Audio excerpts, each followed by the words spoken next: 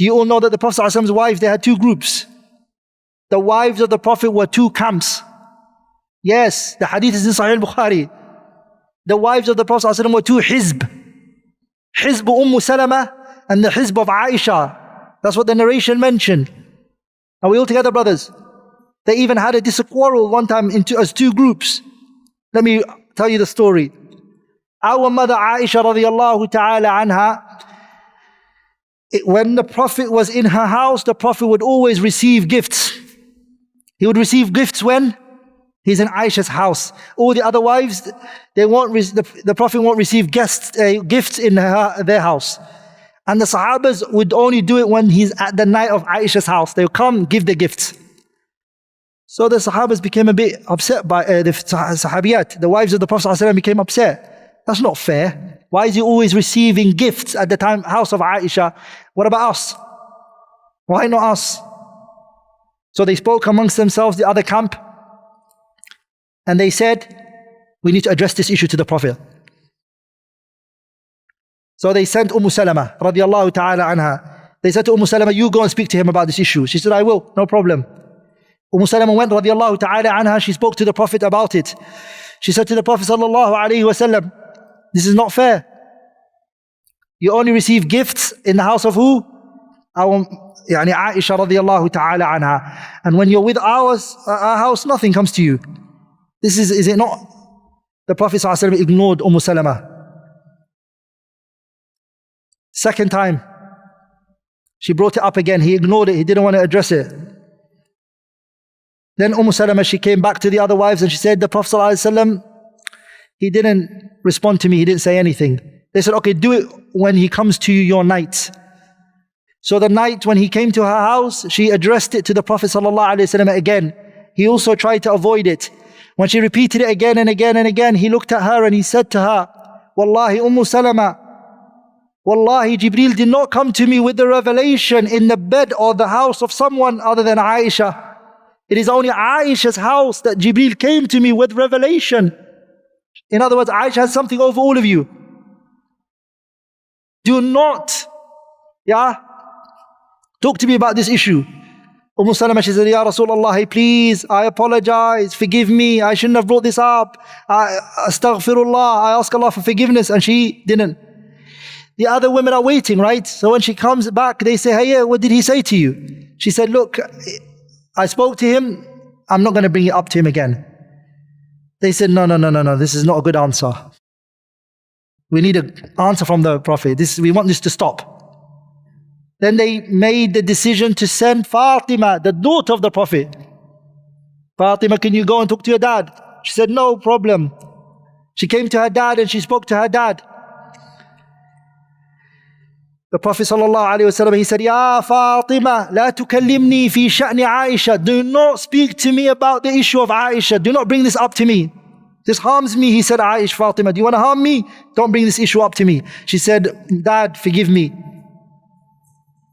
And she came back to the wives of the Prophet ﷺ. She told them that I spoke to the Prophet. They said, no, please go back again. And she said, no, I'm not going to go back. Then they said within themselves, hey, who's going to go? Zainab binti Jahsh said, Zainab said, I'm going to go. I'm going to speak to him. I need to say this. This needs to be addressed.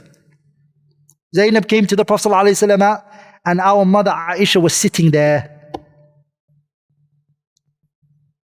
When Zainab walked in, Zainab raised her voice very, very high. And she said what she wanted to say. And the Prophet was silent, not saying anything.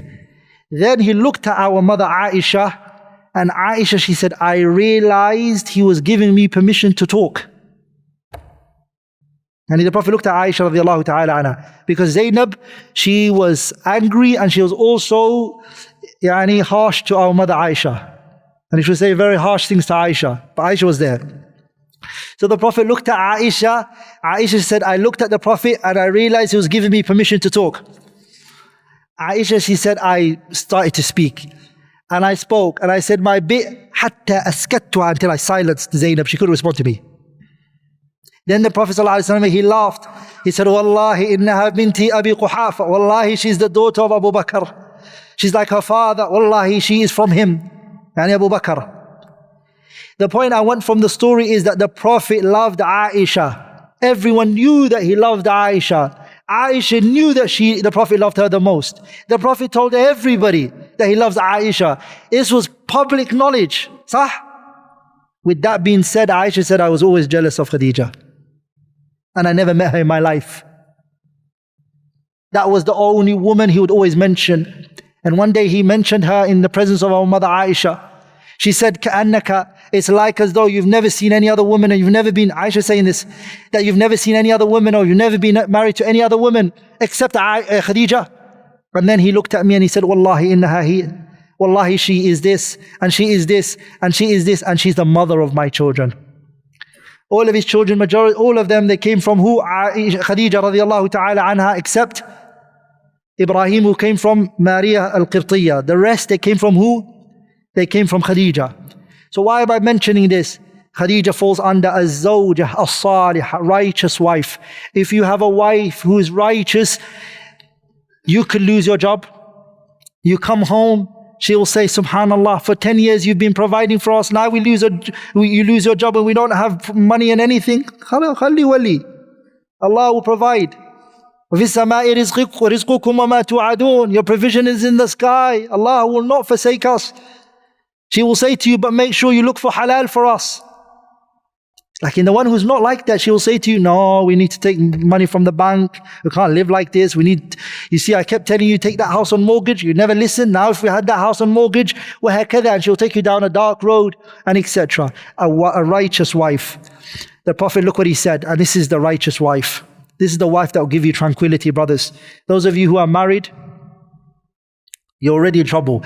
Those who are not married, you can make your decisions now, inshallah. May Allah protect our wives for us and preserve them. The Prophet was asked, Ayyun nisa'i khayrun. Brothers who are going to get married, those of you who are going to get married. This is the Prophet's answer. When he was asked, what is the best woman? Listen what he said. The Prophet is going to define the best woman. So if you're going to get married, look for this. He says, Allati tasurruhu idha nadara. When you look at her, she makes you happy. That's one. So is it important for you to be attracted to the woman physically? From the hadith, yes. And she puts the effort in and she strives to make you happy. That's what she does. She wants to make your eyes enjoy it. وَتُطِيعُهُ إِذَا أَمَرَ. And when you command her, she says, what do you want me to? سَمْعًا وَطَاعًا.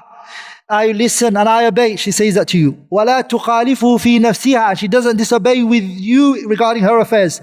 وَمَالِهَا بِمَا يَكْرَهُ. And the wealth, the money, everything of yours, she will what? It's yours. What do you want to do with it? How do you want to? The woman who's like that, my brothers and sisters, is exactly what Allah tabarak wa ta'ala, or Allah mentioned, وَمِنْ آيَاتِ أَنْ خَلَقَ لَكُم مِّنْ أَنفُسِكُمْ أَزْوَاجًا لِتَسْكُنُوا إِلَيْهَا. Brothers, I'm going to say something. And I hope inshallah it doesn't get me in trouble. These things, they get cut up and then they get put around and then make sure you put it in context of what I'm saying. But great number of scholars mention when a house is lacking tranquility, majority of the times it is because of the woman. Why? Because the ayah says, وَمِنْ آيَاتِهِ, from the signs of Allah, أَنْ خَلَقَ لَكُم مِّنْ أَنفُسِكُمْ أَزْوَاجًا لِتَسْكُنُوا إِلَيْهَا. So that the man finds tranquility through her. She's the one who's meant to bring tranquility to what? The house. Are we all together, brothers? She's meant to calm the house down. When the man goes bazaar and she's calming the situation down. She brings him water. She says, relax. Subhanallah. She calms the situation what? Down. So sisters should take this very serious. That they're the ones that need to make tranquility or bring tranquility in the house. It doesn't mean that the sisters are always the wrongdoers and the criminals. There are many men who fall short and don't do what is upon them. But the ayah, from the zahir of the ayah, many of the scholars, they took from it that the sakina and the waqar and the joy and the tuma'nina that is missing from the house, the woman needs to bring it, right? Are we all together, brothers?